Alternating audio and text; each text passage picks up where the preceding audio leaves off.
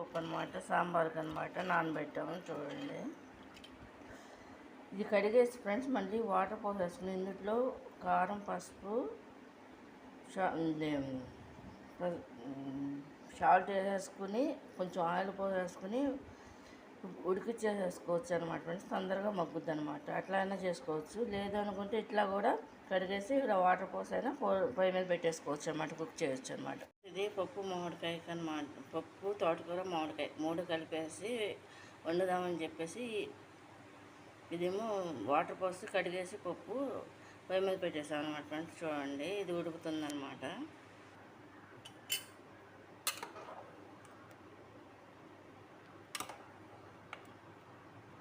కందిపప్పు అనమాట ఫ్రెండ్స్. ఇది పప్పు, తోటకూర, మామిడికాయ అనమాట ఫ్రెండ్స్. అంటే చింతపండు పులుసు వేస్తారన్నమాట తోటకూర వేసినప్పుడు కంపల్సరీగా.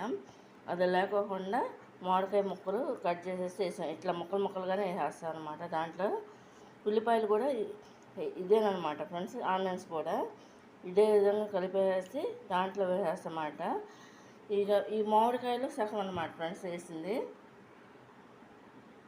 ఫ్రెండ్స్ అదిగోండి, తోటకూర ముందుగా కట్ చేసి పెట్టేసుకుంటాం కదా, దాన్ని వాటర్ వేసుకుని ఈ విధంగా వేసుకోవాలన్నమాట పప్పులో.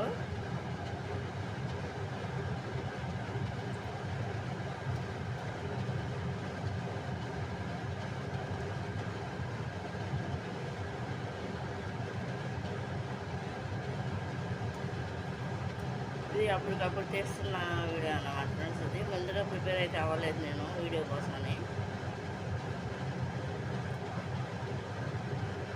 మామిడికాయ, ఉల్లిపాయ ముక్కలు, తోటకూర అన్నమాట ఫ్రెండ్స్. ఇదంతా కూడా ఫ్రెండ్స్ ఇది చెంచా పసుపు వేసేస్తున్నాం అన్నమాట ఫ్రెండ్స్. చూడండి, అమ్మ వేస్తున్నారు. సరిపడా సాల్ట్ అన్నమాట ఫ్రెండ్స్, అంటే ఉప్పు.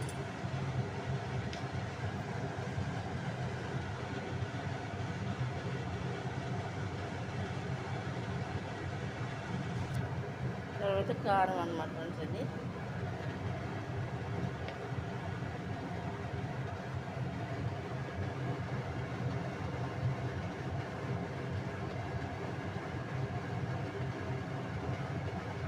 స్పూన్నర కారం.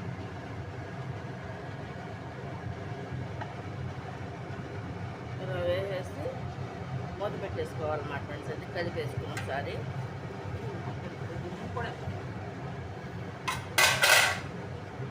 ఆయిల్ కూడా వేసేసుకుంటున్నాం అనమాట ఫ్రెండ్స్. ఇది చూడండి, అంతా అయిపోయిన తర్వాత తాలింపు వేసుకోవాలన్నమాట ఫ్రెండ్స్. దీనికి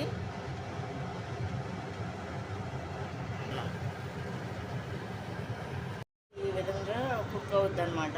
తోటకూర, మామిడికాయ ముక్కలు, ఆనియన్ ముక్కలు అనమాట ఫ్రెండ్స్. ఇది పప్పు అనమాట ఫ్రెండ్స్. ఇది